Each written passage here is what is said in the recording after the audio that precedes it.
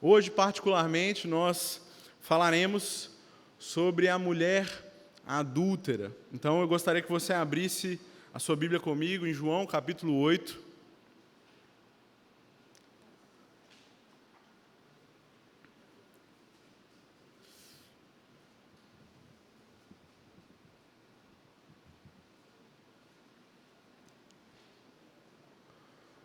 O título da mensagem é Pessoas que são tocadas por Jesus.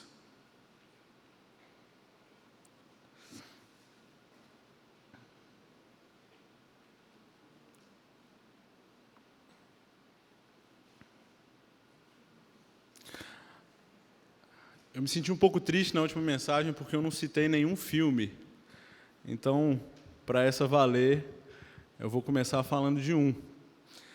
Lembranças é um filme de drama do ano de 2010 que conta a história de Tyler Hawkins, um jovem nova-iorquino um tanto quanto problemático. E esse jovem tem algumas dificuldades em suas relações. Ele é brigado com seu pai, vive distante da sua mãe, tem um relacionamento um tanto quanto paternal com a sua irmã caçula e vive se metendo em encrencas com seu colega de quarto. Em determinado momento do filme, ele conhece uma jovem chamada Ali, que é uma menina cheia de vida, mas também cheia de traumas. E as histórias dos dois, seus medos e os seus sonhos e os seus ideais começam a tocar um ao outro, e eles se apaixonam. E apesar do romance ser um dos focos centrais da trama, não é o ponto mais importante do filme. O filme, ele fala, nas palavras de um dos seus personagens, muito irônico inclusive, sobre a vida. A vida é sobre pessoas e sobre o que as pessoas dão umas às outras. Ou em uma linguagem mais poética, uma das frases mais belas que eu já ouvi na minha vida: as nossas impressões digitais nunca se apagam das vidas que nós tocamos. E da mesma forma que esse filme fala sobre relações e sobre como as pessoas moldam umas às outras, como as pessoas mudam a vida umas das outras, o texto que nós vamos ler também fala sobre algo semelhante. Pessoas que são tocadas, não por amigos ou familiares ou amantes, mas pelo próprio Cristo. Vamos comigo ao verso 9 do capítulo 8.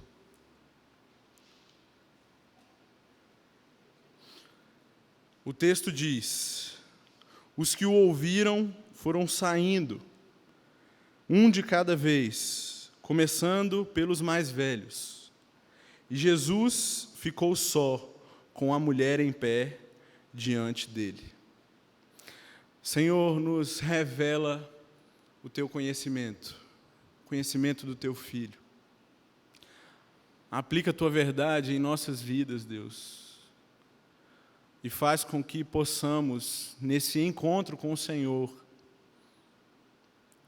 ter o nosso caráter moldado pelo teu Espírito, abandonar práticas pecaminosas e, por fim, glorificar mais o teu nome.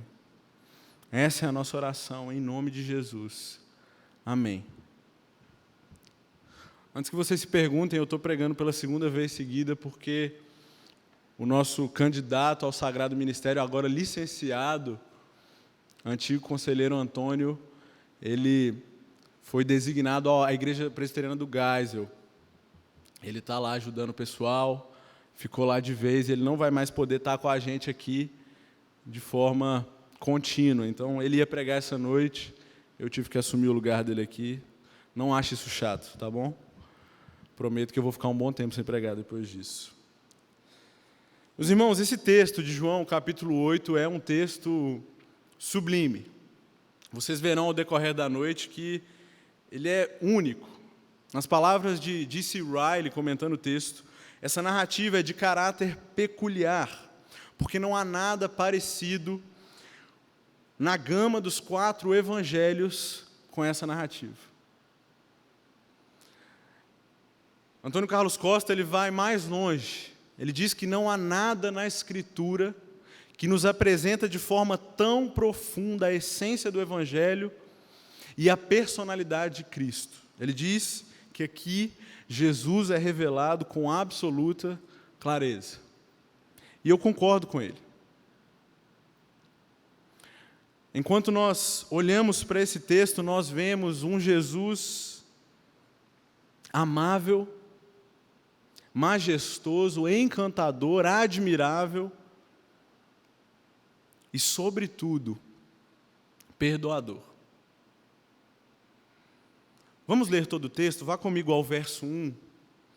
Eu quero apontar algumas ênfases desse texto aos poucos com vocês. E deixe sua Bíblia aberta que a gente vai ler um pouquinho, conversar, ler um pouquinho, conversar.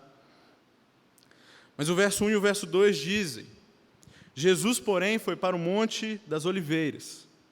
Ao amanhecer, ele apareceu novamente no templo, onde todo o povo se reuniu ao seu redor, e ele se assentou para ensiná-lo.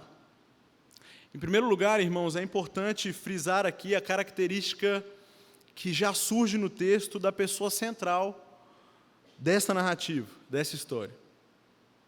Eu acho que vocês, assim como eu, já ouviram muito sobre Jesus, um grande filósofo, ou um grande revolucionário, um bom mestre, um bom doutrinador, de fato. Às vezes foi chamado de agente político, curandeiro, mas a grande questão é que, frequentemente, mais do que qualquer outra coisa, mais do que curando, mais do que jantando com os pobres e prostitutas e pecadores, frequentemente Jesus está falando algo, mais especificamente uma mensagem. Jesus está pregando, é assim que ele é encontrado majoritariamente nos evangelhos. E nós veremos em breve que ser tocado por Jesus é ser tocado pela sua palavra. Obviamente aqui não haverá um encontro físico com a pessoa de Cristo, mas enquanto a palavra dele é lida, enquanto a mensagem dele é falada, nós permanecemos como as pessoas de sua época sendo tocados por ele. Em segundo lugar, algo importante do texto é que, apesar de estar no início do Evangelho de João ainda, muito provavelmente essa narrativa se encontra já nos fins dos dias de Jesus. Talvez na Semana da Paixão, próximo à crucificação. E nós sabemos disso por dois motivos. Em primeiro lugar, lá em Lucas, no capítulo 21, está escrito exatamente as mesmas palavras de entrada de João 8. E de dia ensinava no templo, e à noite, saindo, ficava no monte chamado das Oliveiras. E todo o povo ia ter com ele ao templo de manhã cedo para ouvi-lo. E todo aquele assédio que nós vamos ver ainda essa noite, que Jesus estava sofrendo dos mestres da lei, também aparece logo em seguida, em Lucas 22. E os principais dos sacerdotes e os escribas, vão aparecer já já, andavam procurando como o matariam. Então nós estamos falando aqui do final do ministério de Jesus. Um momento onde ele está o tempo todo se movimentando, o tempo inteiro intensificando seus ensinamentos e adiando até o momento correto da sua morte para que ele não seja pego em nenhuma armadilha desses homens. E o verso 3 de João 8 diz: os mestres da lei e os fariseus trouxeram-lhe uma mulher surpreendida em adultério. Fizeram-na ficar em pé diante de todos. Primeira coisa muito curiosa aqui é que você pode pensar junto comigo, enquanto Jesus estava no Monte das Oliveiras, possivelmente orando, muito provavelmente já sofrendo as angústias da sua crucificação, um homem e uma mulher estavam se satisfazendo em uma sexualidade infiel. enquanto Jesus estava se preparando para morrer por pecadores, pecadores se deleitavam no seu próprio pecado. E o texto diz que essa mulher é surpreendida, ou pega em flagrante. Mas aí vem a primeira questão. Todos os comentaristas que eu li fazem esse questionamento: onde está o homem? Ninguém adultera sozinho, concorda comigo? Mas o homem não aparece aqui no texto, só essa mulher é levada, só ela é acusada. E duas respostas são possíveis aqui. A primeira delas é que esse homem percebeu algum movimento e fugiu. Saiu correndo para não ser pego. Mas é mais provável que o contexto machista da época tenha simplesmente focalizado, tornado mais notável o pecado dessa mulher. Os homens dessa época poderiam muito bem mascarar tais pecados e continuar vivendo suas vidas normais, mas uma mulher talvez nunca passaria despercebida. E o texto continua dizendo: e disseram a Jesus: Mestre, esta mulher foi surpreendida em ato de adultério. Na lei, Moisés nos ordena apedrejar tais mulheres. E o Senhor, o que diz? Meus irmãos, esses homens estão me lembrando um outro sujeito bíblico: Satanás. Quem distorce a palavra de Deus, e é exatamente isso que eles estão fazendo, é o próprio diabo. Percebam, a lei ordena que tais mulheres devem ser apedrejadas. Será que é isso mesmo? De fato, o Pentateuco ele prevê uma pena nesse sentido para casos de infidelidade, mas o que o texto diz em Deuteronômio, capítulo 22, é: quando houver moça virgem desposada, e um homem a achar na cidade, se deitar com ela, então trareis ambos à porta daquela cidade, e os apedrejareis até que morram. É um texto difícil, a gente vai falar já já sobre isso. Mas primeiro vocês conseguem perceber a distorção. Não se trata de um caso onde a mulher deve ser apedrejada. Na verdade, existe, alguns versos antes em Deuteronômio, a possibilidade de só o homem ser apedrejado e morto, em caso de assédio e estupro. Mas em caso de adultério, ambos devem sofrer a penalidade. E o simples fato de haver só um, já cancela a acusação. Tem muita coisa errada aqui. Mas abrindo um parênteses para falar sobre essa lei e essa pena, de fato, havia em Israel uma punição severa para o adultério, irmãos. E eu gosto de trabalhar com opções. A severidade dessa punição pode ser, em primeiro lugar, como diz o autor Peter Vogt, comentarista do Antigo Testamento, que essas leis tinham o propósito de servirem de lições objetivas para lembrar os israelitas a sua aliança com Deus. Em outras palavras, lembrá-los do caráter de Deus, da identidade de Deus e da identidade deles mesmos. Então, a severidade da punição representa, ao mesmo tempo, a santidade de Deus e a diferença do povo de Israel em relação às outras nações. Isso está correto. Mas talvez haja mais do que isso. O autor australiano John Arthur Thompson sugere que as leis possuem também um caráter protetivo, social e sanitário. Já era comum, meus irmãos, à época, doenças sexualmente transmissíveis. Já era uma realidade. Era um perigo para a sociedade como um todo permitir que essas doenças se propagassem. E, além disso, ter filho com várias mulheres as relações fora do casamento monogâmico, da relação familiar regular, poderiam agravar uma situação de fome, de pobreza, de falta de trabalho. Então, a lei ela também protegia o povo socialmente, protegia o povo de doenças, e por isso sua punição era tão severa.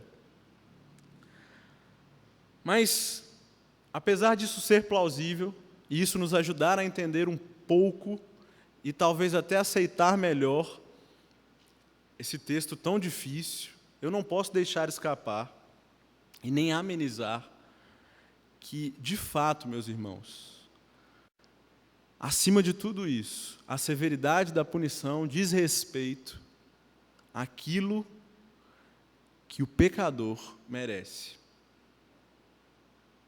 Se amenizamos isso de qualquer forma, nós nos esquecemos da gravidade, por exemplo, do que Cristo sofreu na cruz do Calvário. A punição para o adultério, obviamente, era severa, mas mais severo foi aquilo que Cristo sofreu para perdoar adúlteros. O caráter de Deus é totalmente outro, santo, puro. De fato, meus irmãos, Ele não tolera o pecado. Eis a severidade da punição.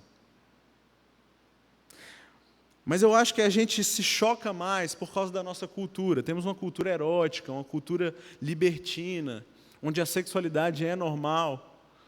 Mas se você lê Levítico e Deuteronômio, e eu te desafio a isso, inclusive, a nossa próxima série de mensagens vai ser sobre os 10 mandamentos, então a gente vai se aprofundar mais aqui. Mas se você ler esses 2 livros, você vai ver que outros inúmeros pecados também são punidos com a morte. Um deles, por exemplo, é o assassinato de bebês e crianças, infanticídio. E talvez com esse a gente comece a concordar um pouco mais. Parece mais justo. Mas eis o segredo, meus irmãos. Qualquer pecado diante de Deus é uma ofensa à sua santidade. Qualquer pecado, até mesmo aqueles que nós achamos pequenos, minúsculos, que não ofendem a ninguém, até mesmo esses pequenos pecados, foram responsáveis pelo sangue de Cristo derramado na cruz do Calvário.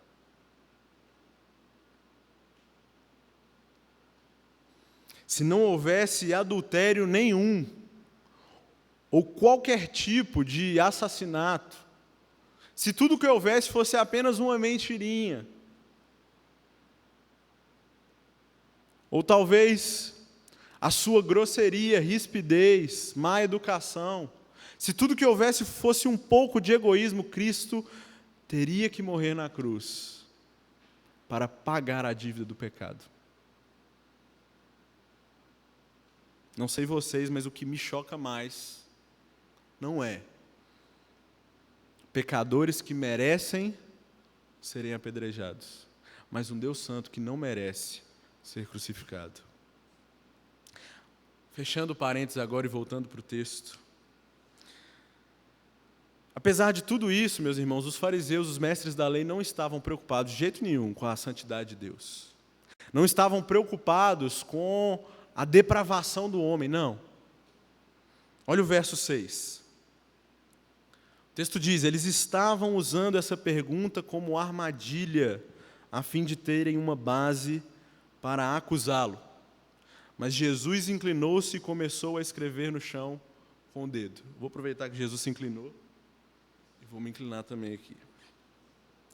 Gente, a armadilha consistia no seguinte. Veja só, se Jesus dissesse, por exemplo, que eles deveriam apedrejar a mulher, toda a sua personalidade graciosa, o seu caráter amável, a relação misericordiosa que ele tinha com as pessoas, cairia por terra. Além disso, é provável que ele fosse acusado pelo próprio Império Romano, porque era proibido o povo executar pena de morte. Por outro lado, se ele dissesse que não deveriam apedrejar essa mulher, ele estaria indo contra a lei de Moisés. Ele não seria mais crido como um bom profeta, um bom mestre, e muito provavelmente o Sinédrio usaria isso para acusá-lo de blasfêmia. Ele estava numa sinuca de bico. Mas o que acontece aqui, mais uma vez, nos surpreende. A reação de Jesus é única. Vocês devem se lembrar de outras ocasiões do Evangelho onde Jesus responde uma pergunta com outra, ou confronta aqueles que o questionam, mas aqui ele simplesmente se cala, se inclina e começa a desenhar e escrever no chão. E eu fui atrás, meus irmãos, de saber o que Jesus estava escrevendo, fiquei curioso. Eu li pelo menos uns 5 autores para saber isso. Você sabe, André, o que era? É difícil, né? Eles sugerem muitas coisas. Alguns textos bíblicos que dizem respeito à testemunha do pecado. Uma outra sugestão é que Jesus estava escrevendo o nome de cada um deles e os seus respectivos pecados ali. Sinistro, né? Imagina. Mas a resposta mais correta e sincera é: não sabemos. Mas tudo bem não saber, porque o foco, pelo menos ao meu ver, não é o que ele estava escrevendo, o foco não está na areia, o foco está no silêncio. Se vocês se lembrarem de Apocalipse, capítulo 8, verso 1, o momento em que o cordeiro fica em silêncio, meus irmãos, é um momento que precede terror, juízo. O silêncio de Jesus aqui, o silêncio do Cordeiro Santo, é perigoso. É um silêncio de sanção. Infelizmente, esses homens eles estão cegos. Eles deveriam se assustar, eles deveriam de alguma forma recuar, mas eles continuam. Eles pecam mais. E o verso 7 diz: visto que continuavam a interrogá-lo, ele se levantou e lhes disse: se algum de vocês estiver sem pecado, seja o primeiro a atirar pedra nela. E inclinou-se novamente e continuou a escrever no chão. Um homem de poucas palavras. Um fato interessante. Nos primeiros séculos, muitos achavam que esse texto, de alguma forma, relativizava o adultério. Alguns não pregavam esse texto. Consideravam o Jesus aqui descrito um Jesus libertino, de alguma forma. Segundo Agostinho, alguns indivíduos tinham removido de seus códices a seção sobre a adúltera, pois temiam que as pessoas usassem o relato como desculpa para o pecado. E até hoje existe, vou citar mais uma vez Antônio Carlos Costa, para o prazer de alguns e o desânimo de outros, mas até hoje existe uma discussão secular, e segundo ele até demoníaca, sobre a introdução desse texto no Evangelho de João. Agora, não há dúvidas, meus irmãos, que isso de fato aconteceu. As pessoas divergem sobre se ele deveria estar aqui no capítulo 8, ou mais à frente, no final, perto do capítulo 20, ou se ele deveria estar, na verdade, no livro de Lucas, porque algumas palavras aqui se assemelham àquelas que Lucas usava, enfim, e vira uma controvérsia eterna. Mas o texto aqui aponta sim para um fato real. A adúltera ela é descrita por discípulos de João do primeiro século, em outros evangelhos também. Mas o fato é que basta olhar com um pouco de atenção que a gente vê que Jesus não está, gente, aliviando o pecado dessa mulher. Ele não está abolindo o 7º mandamento. Ele não está desprezando a lei mosaica de alguma forma, não. William Hendrickson diz que Jesus está insinuando que, na verdade, a lei deve ser aplicada absolutamente, mas em sua literalidade. O grande problema é que a lei que esses homens queriam tanto cumprir, eles mesmos não estavam aptos a executar. Mais uma vírgula. Deuteronômio e Levítico estabelecem que os que executam essa pena, que os que apedrejam, não podem ter participação no pecado sentenciado. Veja só que curioso. Ou seja, Jesus não está dizendo aqui que alguém deve estar sem pecado para pegar a primeira pedra e jogá-la. Que alguém deve ser totalmente santo, totalmente puro para executar essa pena. Ele só está dizendo, simplesmente, que qualquer um que tiver envolvimento com adultério não pode fazê-lo. Só isso. Qualquer um desses homens que não tivesse envolvimento com esse pecado, poderia pegar a primeira pedra e jogá-la. E aí eu me lembro das palavras de Jesus no Sermão do Monte, em Mateus capítulo 7. Não julguem, para que vocês não sejam julgados. Pois da mesma forma que julgarem, vocês serão julgados, e a medida que usarem também será usada para medir vocês. Eis o grande problema para esses homens agora. O feitiço virou contra o feiticeiro. Olha o que diz o verso 9. A propósito, foi o que lemos no início. Os que ouviram foram saindo, um de cada vez, começando com os mais velhos, e Jesus ficou só com a mulher, em pé, diante dele. Primeira vez que eu li esse texto, eu me perguntei se esses homens estavam indo embora porque tinham reconhecido seu pecado, ou por algum arrependimento. Mas não é isso. Eles, de fato, agora estão com medo dos seus pecados serem expostos. Então, talvez Jesus não estava escrevendo lá na areia o nome deles e os seus pecados. Mas quando Jesus diz esta frase, a consciência deles apita. Eu fico imaginando, talvez eles tenham pensado assim: meu Deus, esse homem é um profeta, ele sabe o que eu estou vivendo, ele sabe do meu pecado. E se ele começar a falar? E se ele expor aqui para todo mundo? O que eles sentiram foi vergonha, meus irmãos. Foi susto. E o texto diz, em outras traduções, talvez a sua, que eles foram expostos por sua própria consciência. E aqui acontece o primeiro toque de Jesus. Infelizmente, é um toque na consciência dos fariseus. A mente deles se assusta. Jesus consegue alcançar os seus medos, mas não passa disso. Seus corações ainda estão duros, orgulhosos. E eu queria fazer uma rápida aplicação aqui, querido. Se a sua consciência de alguma forma é tocada,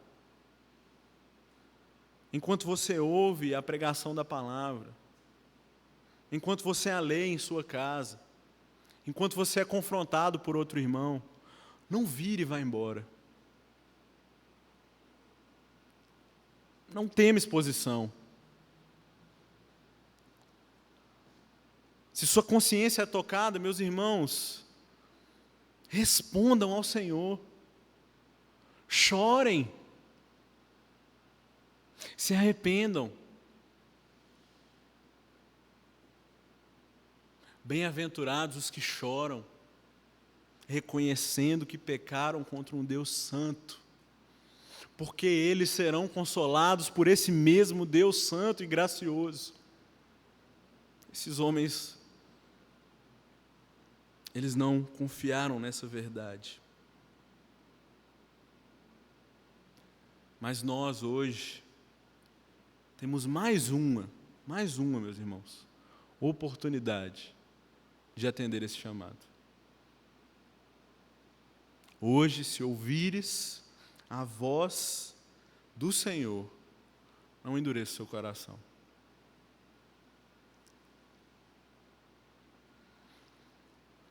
Os últimos 2 versos dizem: então Jesus pôs-se de pé e perguntou-lhe: mulher, onde estão eles? Ninguém a condenou? E ela responde: ninguém, Senhor. E ele declarou: eu também não a condeno. Agora vá e abandone sua vida de pecado. Jesus toca pela 2ª vez. Mas dessa vez, felizmente, ele toca o coração.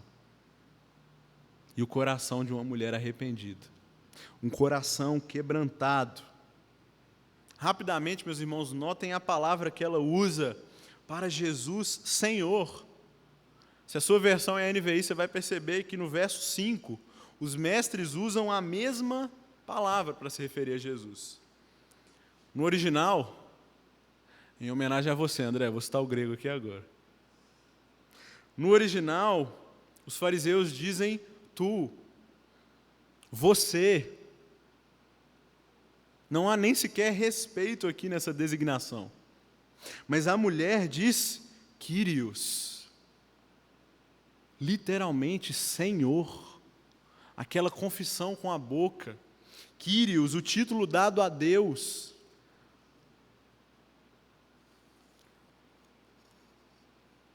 Não sei se você lembra, se você, assim como eu, teve essa experiência, da noite em que você ouviu o Evangelho, ele fez sentido para você. A gente fica meio perdido, meio conturbado, a cabeça fica meio esquisita, a gente não sabe muito bem o que fazer, qual o próximo passo. E eu acho que essa mulher estava assim, gente. Ela não sabia se articular muito bem.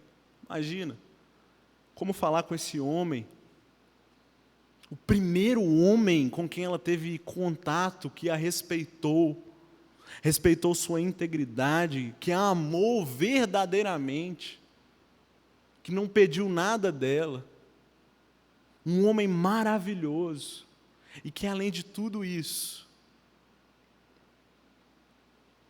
a perdoou dos seus pecados.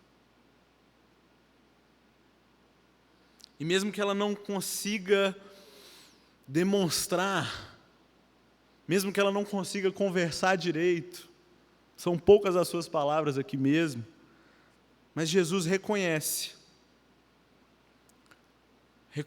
o seu arrependimento. Tudo que aconteceu, meus irmãos, o pecado dessa mulher, o flagrante, esses homens criando uma armadilha para Jesus, tudo isso, olhem a providência de Deus, foi para que essa mulher fosse salva. A terra se moveu para que essa mulher chegasse ao encontro de Jesus. Na noite anterior ela estava com outro homem, talvez nas noites anteriores ela estivesse com outros mais, mas nesse momento, tudo na vida dela muda, nada pode se comparar. Lembram da frase que eu disse no início? As digitais de Jesus foram impressas no coração dela, meus irmãos. Jamais vão se apagar. Ele diz: eu também não a condeno. O juízo celestial acabou. Não tem mais o que fazer. Não tem mais quem a condene. Os fariseus tentaram, o próprio diabo tentou, talvez a sua consciência, mas Jesus findou a agonia. Eu não a condeno. E de fato essa é a sua missão. Todo mundo lembra de João 3,16. E João 3,17 diz o quê? Hã? Não, vocês sabem. Eu estou vendo várias pessoas falarem, mas não falam alto. Diz aí, diz aí. Alto. Sério, gente? André, fala aí, André. Porque Deus enviou o seu Filho, guardem essa, gente. Vocês nunca mais vão esquecer. Porque Deus enviou o seu Filho ao mundo, não para condenar o mundo, mas para que este fosse salvo por meio dele.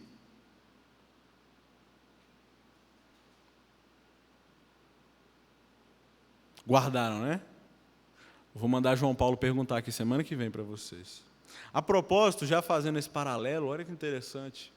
Semana que vem, João Paulo vem falar sobre o encontro de Jesus com o paralítico, meus irmãos. E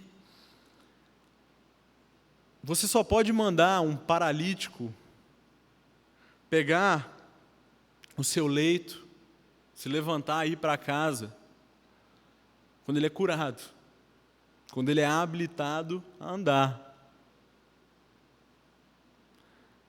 Eis o Evangelho. Porque Jesus não diz, vá e não peques mais, e então eu não te condeno, ou eu te perdoo. Ele diz o contrário, eu não te condeno. Primeiro vem o perdão, você está perdoada, você está salva, agora a obediência, vai e não peques mais. Jesus não pede dessa mulher mudança imediata, repentina, para que ele a aceite, ele a aceita, para que ela então seja transformada. Ele a perdoa, ele a salva, ele a recolhe, como um bom pastor faz com suas ovelhas em seus braços, para que então ela possa ir e não pecar mais. Ir e viver para a glória dele.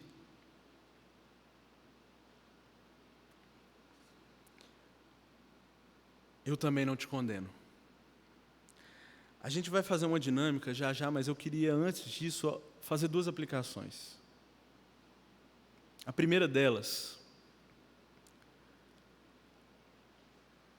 você já se frustrou com a religião, com a instituição religiosa, com pessoas religiosas? O que o texto nos mostra, infelizmente, meus irmãos, é que algumas pessoas, elas estão motivadas a usar a palavra de Deus para destruir vidas. Elas estão motivadas para usar os seus cargos, suas funções de liderança, para maltratar, expor e humilhar pessoas. Algumas pessoas estão se dedicando, não a amar, mas a acabar com reputações, moral, tirar pessoas do nosso meio, atrapalhar a igreja de Cristo. E essas pessoas podem estar entre nós. Como nós reagimos, gente, a situações tão delicadas como essa? Como nós reagimos quando alguém que está no nosso meio, que vem para o culto semanalmente, que visita o nosso PG,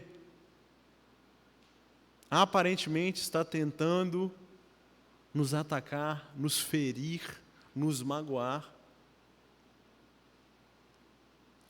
Irmãos, nesse sentido, é que o nosso amor se destaca enquanto cristãos.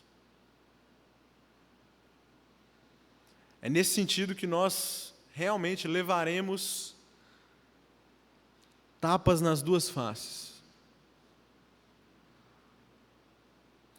O nosso amor será como brasa na cabeça de tais pessoas. Enquanto nós aguentamos tais ferimentos, nós estamos glorificando a Deus. E talvez pessoas assim possam chegar ao arrependimento por causa da nossa postura, ou por fim, se não chegarem ao arrependimento, elas podem simplesmente virar e ir embora. O que nós não podemos de forma nenhuma, é revidar, é tratar na mesma moeda e também não esperar que algum dia tenhamos plena paz nesta terra dentro da igreja. PBL é uma igreja maravilhosa, nem tem essas coisas aqui, graças a Deus, nunca vai ter. Mas caso tenha, estejam preparados, meus irmãos, não é o fim do mundo. Não é o fim do mundo, ainda é o corpo de Cristo, ainda é a sua noiva, Ele ainda nos preserva. E Ele há de separar o joio do trigo, mas Ele fará isso e não nós. Em segundo lugar, para a gente terminar, qual pecado tem te afastado de Deus? Qual pecado tem tirado seus momentos de devocional? Qual pecado tem te impedido de ler a palavra, de orar ao Senhor, de se encontrar com Ele, de ser tocado por Ele? Repare que o pecado, o orgulho, a religiosidade, a ira dos fariseus levaram eles para longe do Senhor. E talvez essa seja a sua situação essa noite. Talvez o seu pecado tenha levado você para longe, continue levando. Você está aqui sem querer, arrastado. Ou está aqui como numa última tentativa de pegar fôlego, se agarrar à verdade da cruz, eu não sei. Mas por outro lado, olhem para aquela mulher, meus irmãos. Entendam muito bem o que eu vou dizer agora. Mas o pecado dela a aproximou de Cristo.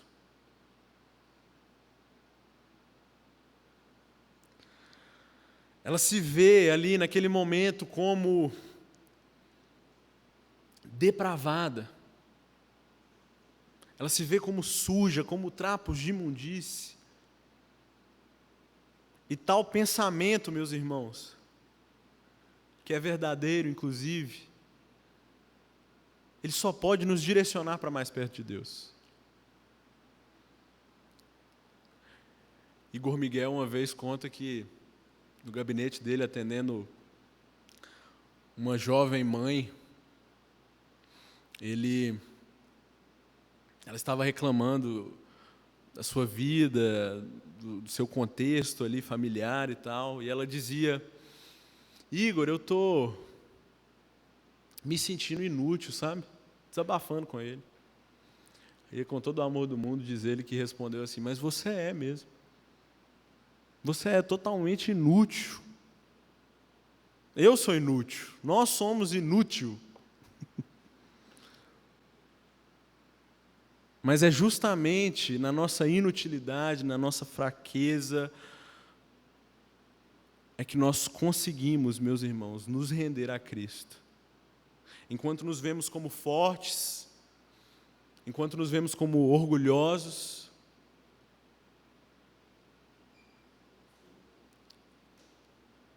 nós não conseguimos. Mas quando reconhecemos o nosso pecado, a partir daí, podemos então ter de fato, verdadeiramente, genuinamente, o encontro com Jesus. E se Ele tocar você para a salvação, pode ficar tranquilo, meus irmãos. Ele não te condena mais. Se você querer em Cristo hoje, como Senhor e Salvador, como aquele que morreu, Deus encarnado que morreu pelos nossos pecados, ressuscitou ao terceiro dia, não há mais condenação para os que estão em Cristo Jesus. Você está para sempre preservado nele, e as digitais dele jamais se apagarão sobre a sua vida. A marca dele está em você, cristão. Vamos orar?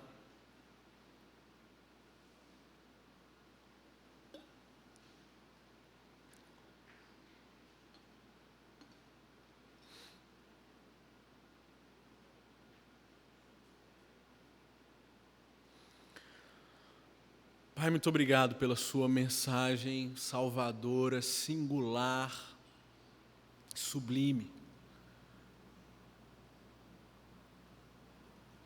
Perdoa-nos, Deus, porque nós somos pecadores. Somos imorais, orgulhosos, muitas vezes adúlteros. Devíamos arrancar o nosso olho, a nossa própria mão. Nós somos culpados, Deus, nós merecemos a punição. Mas o Senhor não permitiu que isso acontecesse. O Senhor enviou o seu Filho para que Ele fosse propiciação para os nossos pecados, para que Ele fosse punido em nosso lugar, Deus. Não há notícia mais maravilhosa do que essa, não há boa nova superior a essa. Com isso nós somos consolados, com isso o desastre, a tempestade, a dor, o sofrimento vem e nós podemos continuar alegres em Ti. Porque agora somos Teus filhos por adoção, por causa do sangue de Jesus. Nos faça entender o Evangelho, Pai, de forma mais profunda. Que nós, eu e os meus irmãos aqui, possamos ser mais amáveis com os outros. Pregar o Evangelho em amor. Tira, Pai, o julgamento precipitado, o juízo de nossas mentes. Tira todo o orgulho, soberba. Possamos de fato, Deus, ser mais parecidos com o Teu Filho. Nos dá graça, Deus. Em nome de Jesus. Amém.